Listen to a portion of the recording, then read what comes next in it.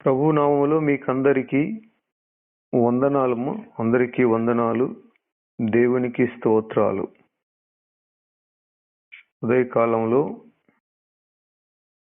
దేవుని మహిమను మీరు చూచెదరని, ఈ ఉదయమున ప్రభు మహిమను మీరు చూస్తారని నిర్గమకాండం 16వ అధ్యాయంలో వ్రాయబడి ఉన్నది. ఈ ఉదయమున ప్రభు మహిమను మీరు చూస్తారు. ప్రతి ఉదయమున ప్రభు మహిమను మనము అనుభవించాలి. ఈ ఉదయమున ప్రతి ఉదయమున నీ కృపతో మమ్ములను తృప్తిపరచుము. అప్పుడు మా దినములన్నీ మేము ఉత్సహించి సంతోషించెదమని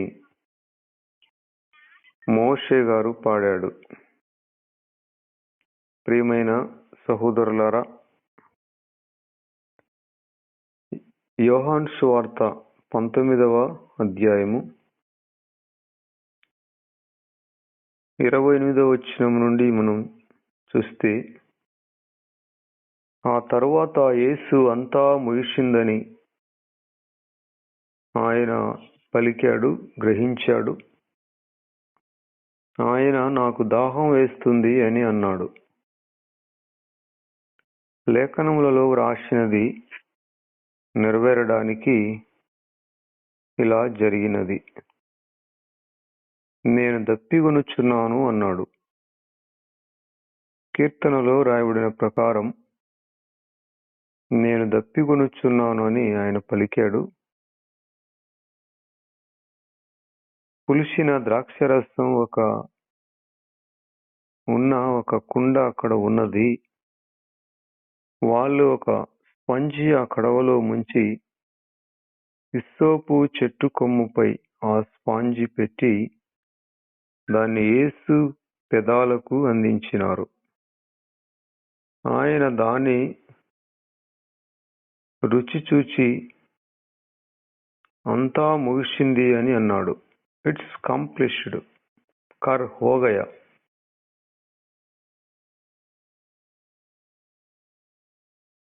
ఆ మాట అన్నాక తలవాల్చి ఆత్మను అప్పగించినాడు.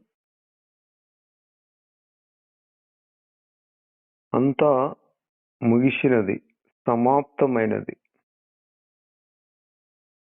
ఈ లోకంలో యేసు ప్రభు దేని నిమిత్తం వచ్చాడో ఆ వచ్చిన ప్రణాళిక, సంకల్పం, ఆశయం మొత్తము నెరవేర్చినాడు. పౌలు గారు కూడా I will finish my course అన్నాడు. నేను నా పనిని సంపూర్తి చేశాను. మనందరి ప్రార్థన కూడా, జీవితం కూడా ఇలాగ ఉండాలి. ఈ లోకానికి మనిషిగా వచ్చిన దేవుని సంకల్పం, ప్రణాళిక,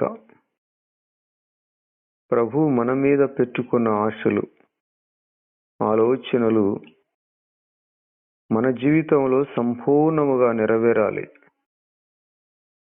ఆయన ప్రణాళిక అంతా కూడా సంపూర్ణముగా నెరవేరాలి. అంతవరకు మనకేమీ కాకూడదు. ఆయన సంకల్పం నెరవేరడానికి మనము ఆయనకు సహకరించాలి. ఆయన చెప్పినట్లు జాగ్రత్తగా నడుచుకోవాలి. అప్పుడు సంపూర్ణముగా ప్రభు సంకల్పము, ఆయన ప్రణాళిక అంతా కూడా పరిపూర్ణముగా నెరవేరుతుంది. అలాగే మనకు కూడా సంతృప్తికరమైన విజయపు కేక మన నోట నుండి వస్తుంది. అంతవరకు ఈ లోకంలో మనకు ఏమీ కాదు. సరిగ్గా ఈ మాట ప్రభువు నాతో చెప్పాడు.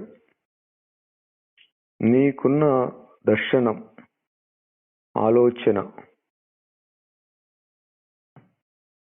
నా నుండి వచ్చిన ఆలోచన, సంకల్పము, నువ్వేమైతే విన్నావో, కలలుగంటున్నావో అవన్నీ కూడా నెరవేరేంత వరకు నీకేమీ కాదు అన్నాడు. షిమియోనని ఒక దైవజనుడు, పెద్ద ఆయన, లూకాసు వార్తలో మనకు కనబడతాడు. ఆయన ఇశ్రాయేలు యొక్క ఆదరణ కొరకు కనిపెట్టుకుని వేచి ఉన్నాడు. అనగా ఆ ప్రజలు వాళ్ళ బాధలు, వాళ్ళు పడుతున్న శ్రమలు, రోమీయులు వారిని బాధ పెడుతుంటే అవన్నీ వింటున్నాడు, చూశాడు. అనుకునేవాడు, వీళ్ళందరికీ, నా ప్రజలకు ఒక ఆదరణకర్త, మెస్సయ్య రావాలి, రక్షణ ప్రభావం అనేది కలగాలి, ఎప్పుడు వీరు బాగుపడతారా అని చూస్తూ ఉన్నాడు.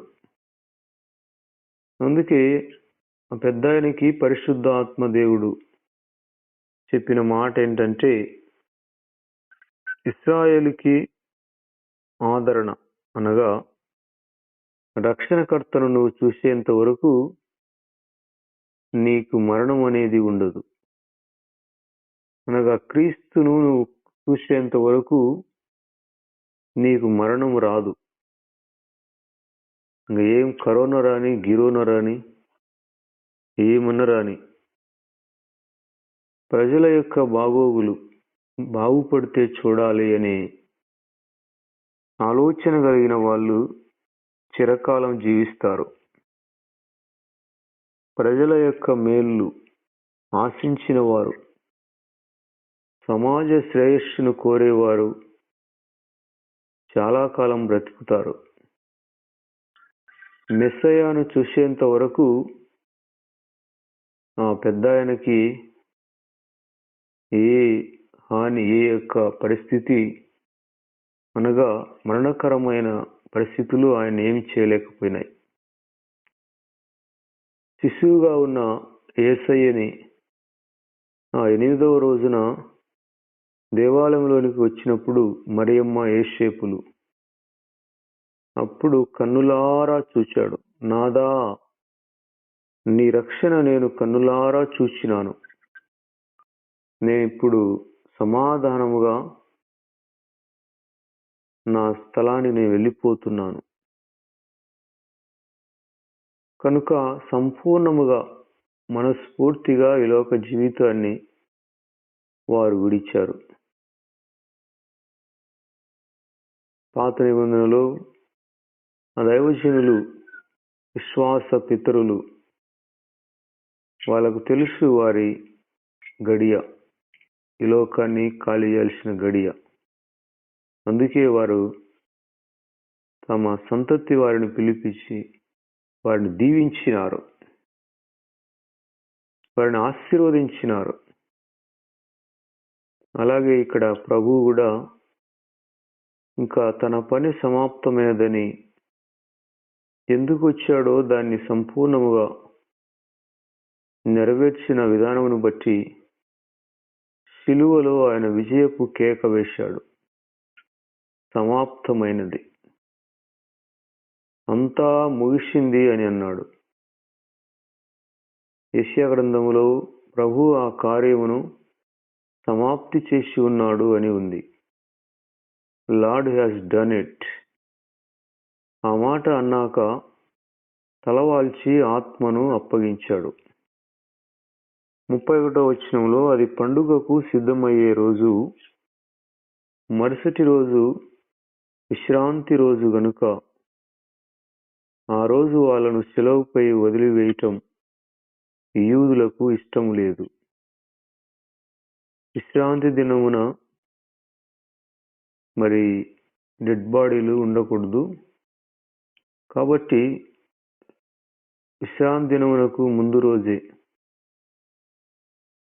ఆ రోజు సాయంకాలమే వారిని శిలువ మీద నుండి దించాలని వారు అనుకున్నారు.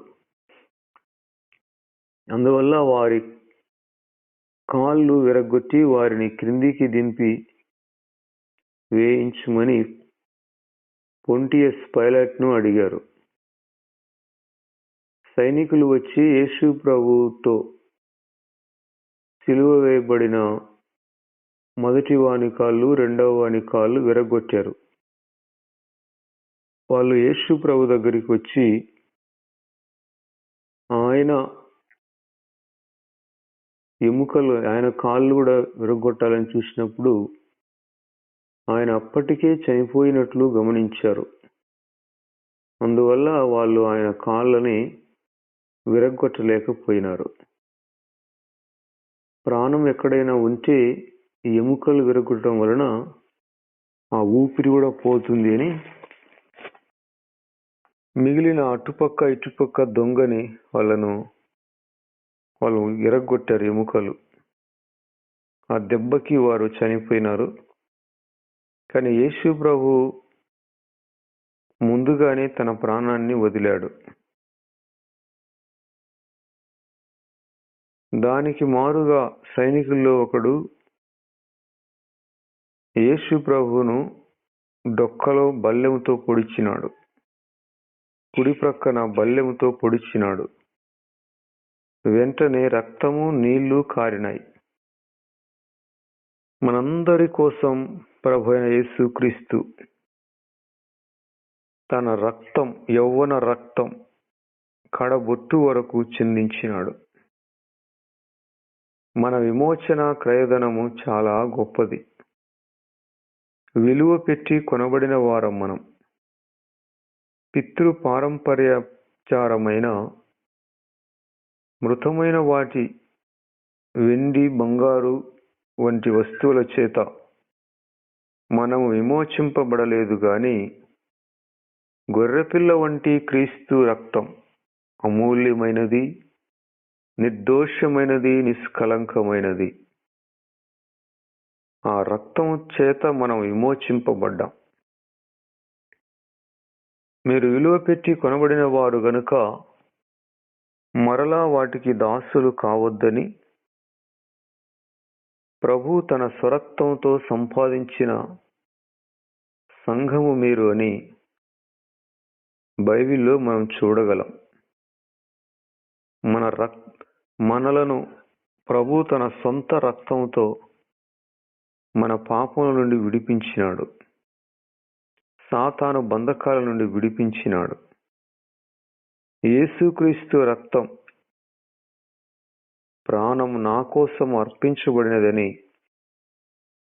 ఎవరు నమ్ముతారో, విశ్వసిస్తారో వారికి రక్షణ,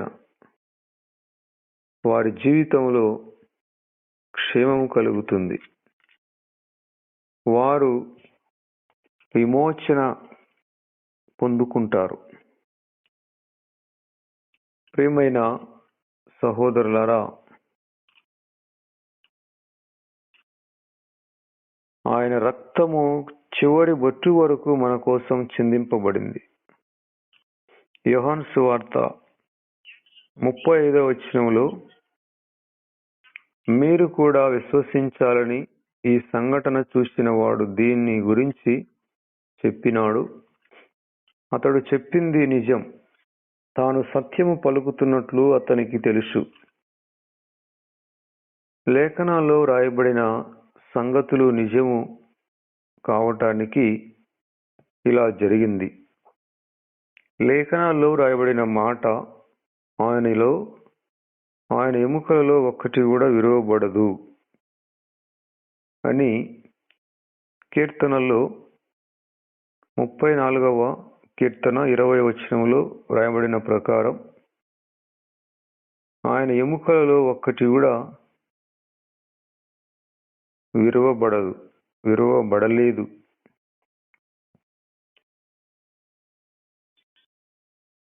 ఆయన ఎముకల్లో ఒక్క ఎముక కూడా విరువబడలేదు. 34వ కీర్తనలో 20వ వచనంలో ఆ మాట వ్రాయబడి ఉన్నది. అలాగే తాము పొడిచిన వాని తట్టు చూతురు అని జకర్యా 12వ అధ్యాయము 10వ వచనంలో రాయబడిన ప్రకారం వారు ఆయన్ని పక్కలో పొడిచారు. ఎముకలు చూడండి, ఆయన రక్తము కారింది గాని ఆయన ఎముకలు మాత్రం విరగలేదు. నీతిమంతుని ఎముకలు విరువబడవని దేవుని వాగ్దానం. కాళ్ళు, చేతులు, ఎముకలు విరుగవు దేవుని నీతి మనలో ఉన్నప్పుడు. యేసు ప్రభువును వారు అంతగా కొట్టారు, అంతగా బాధ పెట్టారు, అయినా కూడా ఆయన ఒక్క ఎముక కూడా విరగలేదు. పస్కా గొర్రెపిల్ల యొక్క ఎముక కూడా విరగకూడదని వ్రాయబడి ఉంది. ఎముకలు విరగకూడదు. పస్కా గొర్రెపిల్ల సాదృశ్యమే ప్రభు అయిన యేసు క్రీస్తుకి సంపూర్ణమైన మాదిరి. ఎముకను విరగకూడదని అక్కడ మోషే మొదట పస్కా సాదృశ్యాన్ని ఉంచాడు. మనలో దేవుని నీతి సంపూర్ణముగా ఉన్నప్పుడు జీవితకాలంలో ఎక్కడే గాని ఎముకలు విరగవు. కుంటివారిగా, కాళ్ళు చేతులు ఇరిగి అవిటివారిగా ఈ కథలు ఉండవు. దేవుడు మన ఎముకలను కాపాడుతాడు. చెయ్యి ఇరిగింది, కాలు ఇరిగింది అంటుంటారు. నీతిమంతుని ఎముకలు ఇరుగవని బైబిల్ చెబుతుంది. ప్రియమైన సహోదరులారా, యేసు ప్రభు ఎముకలు విరుగలేదు. ఆయన నీతి మనలో ఉన్నప్పుడు మన ఎముకలు కూడా విరుగవు. యోహాను సువార్త 19వ అధ్యాయము 38వ వచనంలో, అటు తరువాత యూదుల భయం వలన రహస్యముగా యేసు శిష్యుడైన అరిమతెయ యోసేపు తాను యేసు ప్రభు దేహమును తీసుకుని వెళ్ళడానికి పిలాతునొద్ద సెలవు అడిగినాడు. పొంటియస్ పైలట్ సెలవిచ్చినాడు గనుక అతడు వచ్చి యేసు ప్రభు దేహాన్ని తీసుకుని వెళ్ళినాడు. నీకోదేమే కాదు, అరిమతెయ యోసేపు కూడా ఇద్దరు బాగా ఉన్నవారే, సౌండ్ పార్టీ వాళ్ళిద్దరు. అతడు ధనవంతుని యొద్ద ఉంచబడనని యెషయా గ్రంథము 53వ అధ్యాయములో పలికిన ప్రకారం యోసేపు అనే ధనవంతుడు, అరిమతెయ పట్టణపు వాడు, అధికారి, బాగా ఉన్నవాడు. అతను తన కొరకు క్రొత్త సమాధిని తొలిపించుకున్నాడు. వీరిద్దరు కూడా, నీకోదేము, అరిమతెయ యోసేపు ఇద్దరు కలిసి యేసు ప్రభు యొక్క దేహాన్ని శిలువ మీద నుండి దించి యోసేపు యొక్క సమాధిలో తన కోసం ఏర్పాటు చేసుకున్న క్రొత్త సమాధిలో యేసు ప్రభువును ఉంచారండి. ఐగుప్తులో ఇశ్రాయేలీయులు కష్టాల్లో ఉన్నప్పుడు, కరువులో ఉన్నప్పుడు ఇశ్రాయేలుకు బండయు మేపిడివాడు యాకోబు కుమారుడైన యోసేపు. అలాగే యేసు ప్రభు ఈ లోకానికి రావడానికి నజరేతు వాడైన యోసేపు మరియమ్మకి తోడ్పాటుగా, సహకారంగా ఉన్నాడు. అంటే యేసు ప్రభు పుట్టినప్పుడు ఆమెకి తోడుగా ఉన్నాడు. అలాగే ఇప్పుడు ఆయన మరణించిన తర్వాత కూడా ఈ అరిమతయ యోసేపు అనే ఇతను నీకోదేము ఇద్దరు కలిసి ప్రభు దేహాన్ని తీసుకొని వెళ్ళారు. జోసఫ్, ఈ ముగ్గురు త్రిత్వం, ట్రినిటీ జోసఫ్, యాకోబు కుమారుడైన జాకబ్ కుమారుడైన జోసఫ్, నజరీతు వాడైన జోసఫ్, అరిమతయ పట్టణపు వాడైన జోసఫ్. ఈ త్రిత్వ యోసేపులు ప్రభువుకు ఎంతో గొప్ప సహకారాన్ని అందించారు. ప్రభు యొక్క సంకల్పానికి లోబడ్డారు. రహస్యముగా ఉన్నారు వీరు. ఈ అరిమతయ యోసేపు, నీకోదేము అనేవారు. కానీ ఈ సమయంలో తెగించినాడు యోసేపు. పోయి అడిగినాడు, ఆయన దేహము నాకిమ్మని. ఆ రోజులో మరి ఆ సమయంలో నీకోదేము అనే ఈ పెద్ద ఆయన యేసు ప్రభుతో మొదట రాత్రి ఆ కానా పెండ్లి విందు తర్వాత నీటిని ద్రాక్షరసముగా మార్చిన తర్వాత వచ్చాడు. రాత్రి మాట్లాడాడు, మళ్ళీ కనబడలేదు. మళ్ళీ ఇప్పుడు వచ్చాడు ప్రభు దేహాన్ని దించడానికి. వీళ్ళిద్దరూ తోడై ప్రభు దేహాన్ని దించి ఆయనకు 150 సేర్ల ఎత్తు అత్తరు పూసినారు ఆయన శరీరానికి, ఆయన దేహానికి. అంతటా వారు యేసు ప్రభు దేహాన్ని ఎత్తుకొని వచ్చి యూదులు పాతిపెట్టే ఆ మర్యాద చొప్పున ఆ సుగంధ ద్రవ్యములు ఆ శరీరానికి రాసి నారబట్టలు చుట్టారు. ఆయనను సిలువ వేసిన స్థలములో ఒక తోట ఉన్నది. ఆ తోటలో ఎవడును ఎప్పుడును ఉంచబడని క్రొత్త సమాధి, అదే ఈ అరిమతయ యోసేపు తన కొరకు నిర్మించుకున్న సమాధి, క్రొత్త సమాధి. క్రొత్త గాడిద అంటే దాని మీద ఏ మనుష్యుడును ఎప్పుడునూ కూర్చుండలేదు. అలాగే చివరికి ఆయన శరీరాన్ని దాచడానికి కూడా క్రొత్త సమాధి. ప్రియమైన సహోదరులారా, యేసు ప్రభు యొక్క ఆలోచన ఎప్పుడు కూడా ఫ్రెష్గా ఉంటుంది. నా మాట మీరు వింటే, నా మాటకు మీరు సమ్మతిస్తే భూమి యొక్క మంచి పదార్థములను అనుభవిస్తారు. శ్రేష్టమైన వాటిని మీరు అనుభవిస్తారు. యేసు ప్రభు జీవితము నిరుపేద కాదు.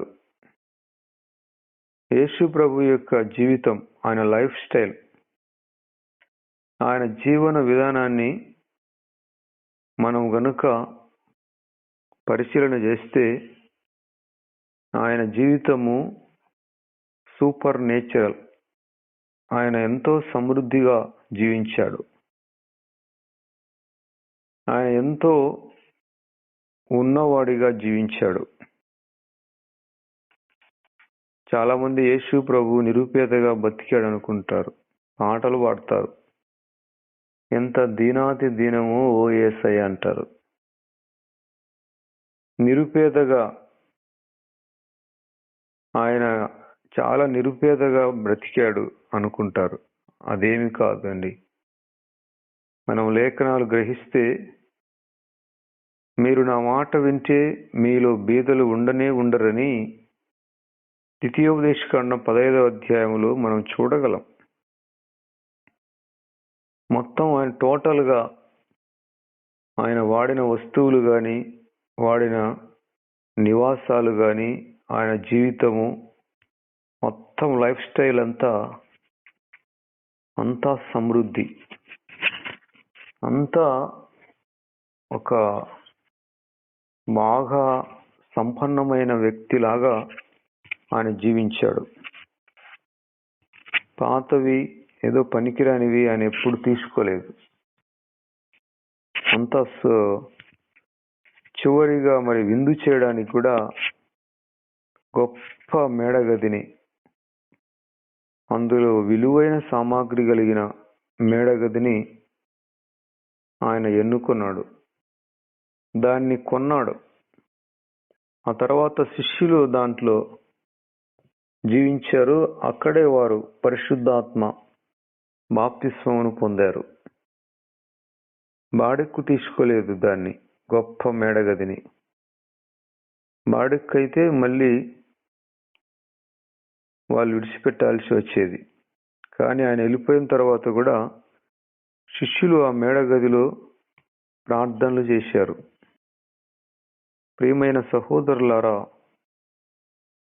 యేసు ప్రభు జీవితం మామూలు కాదు, సామాన్యమైనది కాదు.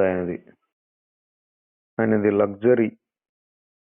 అలాగని ఆయన ఎప్పుడూ లగ్జరీ మీద మనసు పెట్టలేదు. మన జీవితాలు ఆ విధంగా, నేను జీవము కలగటానికి, గొర్రెలకు జీవము కలగడానికి, అది సమృద్ధిగా కలగడానికి వచ్చాను అన్నాడు. కాబట్టి మన జీవితాల్లో కూడా ఎక్కడెక్కడ ఉండే దరిద్రం, ఎక్కడెక్కడ ఉండే పేదరికం అంతా ధ్వంసం అవుతుంది. ఆది కాండంలో రాయబడింది కదా, నీకు కలిగినదంతటికి పేదరికం రాకుండా నేను నిన్ను అక్కడ పోషిస్తాను. కాబట్టి నా మాట విని మీరు ఐగుప్తుకి రండి అని, ఐగుప్తులో సంతోషంగా ఉండండి అని యోసేపు తన అన్నయ్యలతో పలికాడు. మనకు కలిగినదంతటికి పేదరికం రాకుండా ప్రభు పోషిస్తాడు. పేదరికం రాదు. ప్రభు మనకున్న వాటిని కాపాడితే పేదరికం అనేది మనల్ని చూసి పారిపోతుంది. మొదట నీ స్థితి కొద్దిగా ఉన్నా నీవు చివరికి మహా అభివృద్ధి పొందుతావు. ఎంత అంటే అన్లిమిటెడ్. ఇంత అని కాదు. నీ జీతం ఎంత అంటారు, ఇంత అంత అని చెప్పేదానికి కాదు. ఇది అన్లిమిటెడ్. ప్రభువులో ఉన్న సామర్థ్యం అన్లిమిటెడ్, అపరిమితం. దానికి మితం లేదు. దేవుడు ఎంతగానైనా దీవిస్తాడు. ఒకసారి కనీసము ఒక చిన్న డొక్కు సైకిల్ కొనేదానికి కూడా స్తోమత ఉండదు. కానీ అటువంటి వారిని ఏకంగా సొంతము బోయింగ్ విమానం, ఫ్లైట్ కొనడానికి కూడా సామర్థ్యం ఇస్తాడు. అది ఆయనకేమి గొప్ప కాదు. అది గొప్ప. కానీ ఆయన అంటాడు, ఇదేమి గొప్ప, ఇట్స్ సింపుల్, నార్మల్ అంటాడు. అంటే డొక్కు సైకిల్ కొనేదానికి కూడా స్తోమత లేని వాడిని ఒక సొంత బోయింగ్ విమానం, సొంత ఫ్లైట్ కొనేదానికి దీవిస్తాడు. అబ్బా అంటారు జనాలు, కానీ ప్రభు అబ్బా అనడు. ఇట్స్ సింపుల్ అంటాడు. ఇది నార్మల్.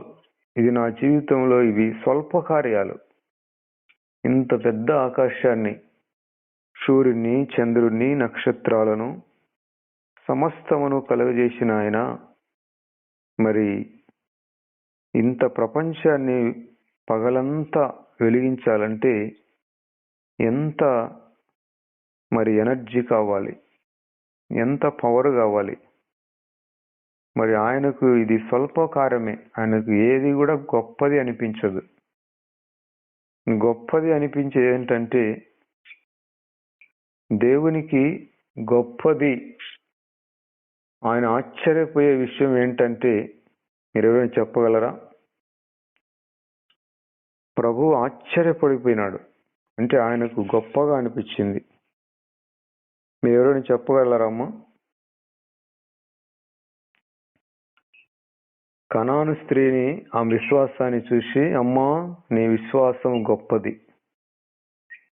అలాగే రోమా శతాధిపతి విశ్వాసాన్ని చూసి ఆయనకు ఆశ్చర్యం కలిగించింది.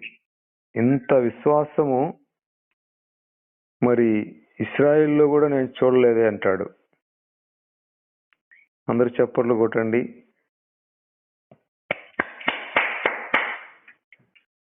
హల్లెలూయా. ఈ సృష్టిలో సూర్యుని కంటే, చంద్రుని కంటే, నక్షత్రాల కంటే ఈ ఇంత పెద్ద విశాలమైన ఆకాశము భూమి కంటే, భూమిలో ఉండే ఈ సమృద్ధి ముత్యాలు, మరి నీళ్లు, ఇంత విశాలమైన ప్రపంచంలో దేవుడు ఇది ఆయన గొప్పగా అనిపించదు. కానీ మన విశ్వాసం ఉందే, దాన్ని చూసి ఆయన ఆశ్చర్యపడిపోతాడు. ఆ రోమా శతాధిపతి, అయ్యా నువ్వు మా ఇంటికి రావడానికి నాకు యోగ్యత లేదు, అలాగని నేను మీ ఇంటికి రావడానికి నాకు యోగ్యత లేదయ్యా, నువ్వు మా ఇంటికి వచ్చేంత యోగ్యత నాకు లేదు, కాబట్టి మీరున్న చోటనే నిలబడి పక్షవాతంతో బాధపడుతున్న నా దాసుని ఒక్క మాట పలకయ్యా, రేయ్ పక్షవాతం జబ్బోడా లేచి నడువు, రైజ్ అప్ అండ్ వాకప్. అక్కడి నుంచి ఒక మాట పలకయ్యా, మాట మాత్రం సెలవేమో, ఇక్కడ నా దాసుడు బాగుపడిపోతాడు. ప్రభు ఆశ్చర్యపడ్డాడు. ఓ వావ్, సూపర్ అన్నాడు. ఇంత విశ్వాసం ఇశ్రాయేల్లో కూడా ఎవరికి లేదే, ఒక రోమీనికి ఇంత విశ్వాసం కలిగిందా? యేసు ప్రభు ఆశ్చర్యపడిపోయాడు. భూమి ఆకాశాలను, సమస్త జీవరాశులను, సమస్త వస్తువులను కలుగజేసిన ఆయనకు, శరీరధారి అయిన ఆయనకు రోమా శతాధిపతి యొక్క విశ్వాసం ఆశ్చర్యం గొలిపింది. ఓ వాట్ ఏ వండర్ఫుల్! ఏంటి ఇంత విశ్వాసము ఇతనికి ఎలా వచ్చింది? ఇశ్రాయేల్లో కూడా లేదే ఇంత విశ్వాసం. అలాగే కనాను స్త్రీ, ఆమె కూడా అన్యురాలే, ఇద్దరూ అన్యులే. దేవుడంటే వారికి తెలియదు. వాళ్ళ పుట్టు పూర్వీకులు తరతరాలు లోక సంబంధమైన వాటిని వెంబడించేవారు. రాళ్లను, రప్పలను, బొమ్మలను ఆరాధించేవారు. కల్పితమైన వాటిని వెంబడించేవారు. అనేక రకాల బొమ్మలకి మొక్కేవారు. కానీ కనాను స్త్రీ మొండి. ఆమె పట్టుదల చూడండి. తన బాగలేని కుమార్తెను బాగు చేయించుకోవడానికి ఆమె యేసు ప్రభు ఉన్న చోటికి, ఆ తూరు సీదోను ప్రాంతాలలో యేసు ప్రభు పరిచర్యలో తిరుగుతున్నప్పుడు ఆయన అన్నాడు, నేను ఇంటిలో ఉన్నానని ఎవరికి చెప్పొద్దు, మీరు పబ్లిసిటీ చేయవద్దు అని చెప్పినా కూడా ఎట్లా కనుక్కున్నదో ఆ తల్లి, అదే పనిగా ఆరాధించి వెంబడించి వెతుకులాడుకుంటా వచ్చింది ప్రభు దగ్గరికి. ప్రభు దగ్గరికి వచ్చి ఆయన పాదాల మీద పడితే ఆయన ఊ అనలేదు, ఆ అనలేదు, కేకలేస్తుంది, దావీదు కుమారుడా నన్ను కరుణించయ్యా, నా కుమార్తెకు బాగలేదయ్యా. ఆయన ఊ అనలేదు, ఆ అనలేదు. ఆమె కేకలకు శిష్యులే బెత్తరపోయినారు. అయ్యా ఆమె బాధ ఏందో చూడయ్యా ప్రభువా, తట్టుకోలేకపోతున్నాం, ఆమె కేకలకి మా చెవులే దిమ్మ తిరుగుతున్నాయి, ముందు ఆమెను పంపి ప్రభు అంటే, నేను నశించిన ఇశ్రాయేలు వారి దగ్గరికే గాని కుక్కల దగ్గరికి రాలేదంటాడు ఆయన. అయినా కూడా ఆమె పోనివ్వలేదు. ప్రభువా, కుక్క పిల్లలు కూడా యజమానులు భోజన బల్ల దగ్గర తింటే కింద పడిన ముక్కలు కుక్క పిల్లలు తింటాయి కదయ్యా అని ఆమె ఒప్పుకున్నది. అప్పుడు ప్రభు ఆశ్చర్యపడ్డాడు. అమ్మా, నీ విశ్వాసం గొప్పది, నువ్వు వెళ్ళు, నీ కుమార్తె బాగుపడింది అన్నాడు. యేసు ప్రభుకి మన విశ్వాసం చూస్తే ఆయన గుండె ఉప్పొంగుతుంది. ఓ వండర్ఫుల్ అంటాడు. ఓ వెరీ వెరీ గ్రేట్ అంటాడు. అసలు ఆయనకు గొప్పది ఈ లోకంలో మన విశ్వాసమే. మనం ఎంతగా ఆయన నమ్ముతామో, ఎంతగా ఆయన మీద ఆధారపడతామో దానికి ఆయన ఆశ్చర్యపడిపోతాడు. ఆయనకు ఆయన శరీరం పులకరిస్తుంది. ఆయన నరాలు పులకరిస్తాయి. నా మీద ఇంత విశ్వాసం ఈ బిడ్డకు ఉన్నది.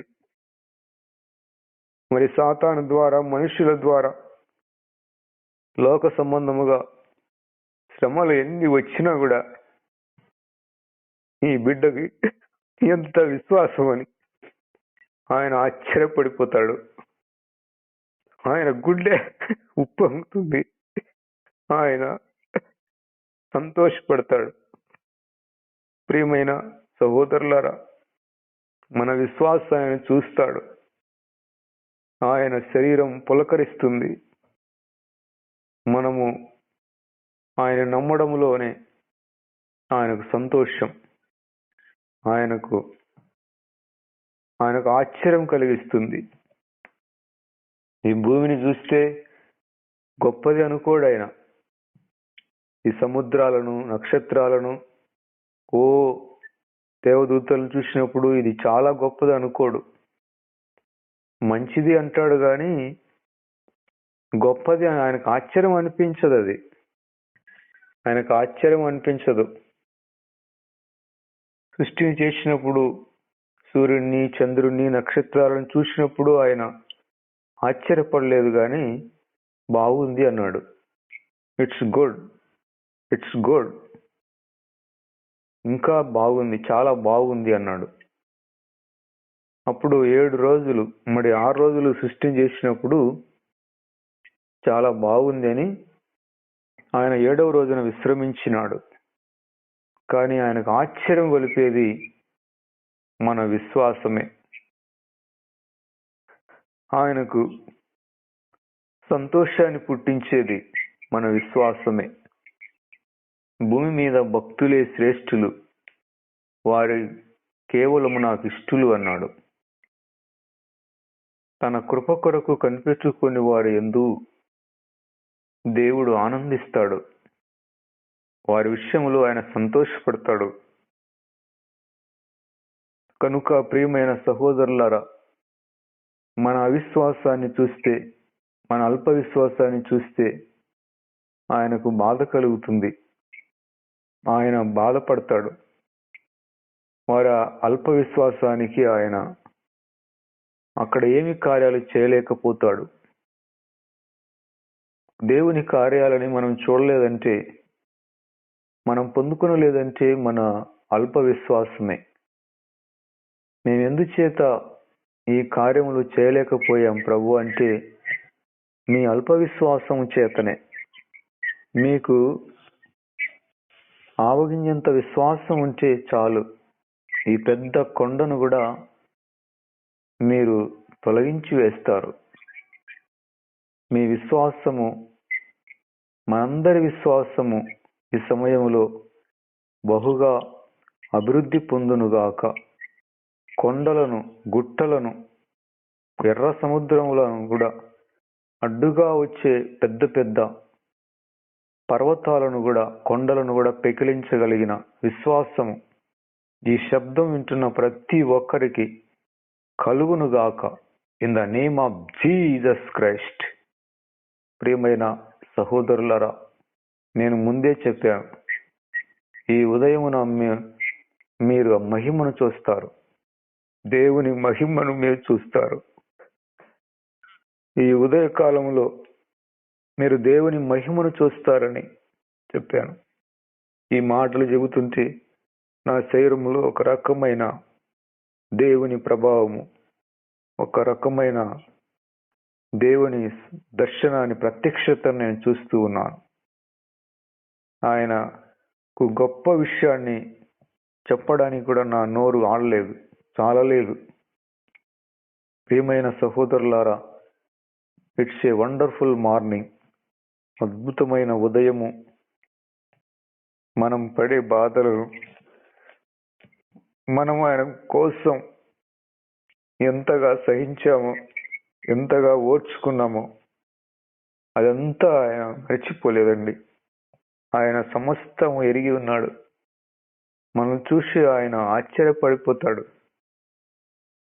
మనల్ని చూసి ఆయనకు ఎంతో గొప్పగా అనిపిస్తుంది. కాబట్టి భూమి మీద ఎక్కడ ఏ ప్రజల మధ్య జరగని అద్భుతాలని ప్రభువు మన జీవితాల్లో జరిగిస్తాడు. ప్రియమైన సహోదరులారా, పసిబిడ్డలాగా ప్రభువును నమ్మండి, వెంబడించండి.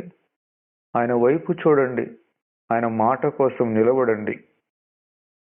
ఎవరు ఎక్కడ చూడని, వినని, అనుభవించని గొప్ప కార్యాలని దేవుడు మన జీవితాలు జరిగిస్తాడు. ఆయనకు ఆశ్చర్యం అనిపిస్తుంది. ఒక మనిషి దేవుణ్ణి ఆశ్చర్యపరిస్తే ఇంకా మనిషి జీవితంలో ఎంత వర్ణింపలేని, లెక్కించలేని గొప్ప కార్యాలు జరుగుతాయో ఆలోచించండి. కాబట్టి ఆయన జీవితము మామూలు విషయం కాదు. ఆయన జీవితాన్ని లోతు ఆలోచన చేస్తే ఆయన వాడిన వస్తువు కానీ, వాడిన డబ్బులు కానీ, వాడిన నివాసాలు కానీ ప్రతిదీ కూడా చాలా గ్రేట్, చాలా విలువైనది. సంపన్నులు వాడే వాటిని ఆయన వాడాడు. మన ఆలోచనలో కూడా అటువంటి ఆలోచన కలిగి ఉండాలి. నా మాటకు మీరు సమ్మతిస్తే భూమి యొక్క మంచి పదార్థములను మీరు అనుభవిస్తారు. ప్రియమైన సహోదరులారా, నేను ముగిస్తున్నాను. ప్రభు ఈ మాటలను దీవించునుగాక. ఆమేన్. అద్భుతమైన ఈ ఉదయకాలమును బట్టి మీకే మహిమనైనా, మీకే స్తోత్రాలయ. అవునైనా మా విశ్వాసమును చూసి మీరు ఆశ్చర్యపడిపోతారు. లోకములో ఏది కూడా మీకు గొప్పగా అనిపించదు, కానీ మా విశ్వాసమే మీకు గొప్ప. మా విశ్వాసమే మీకు వండర్గా అనిపిస్తుందయ్యా. అటువంటి విశ్వాసం మాకందరికీ దయచేయండి. పాలు తాగి పసిబిడ్డ తల్లిని ఏ విధముగా నమ్ముతాడో ఆ విధంగా మిమ్మల్ని నమ్మి విశ్వాసము మాకు దయచేయనైనా.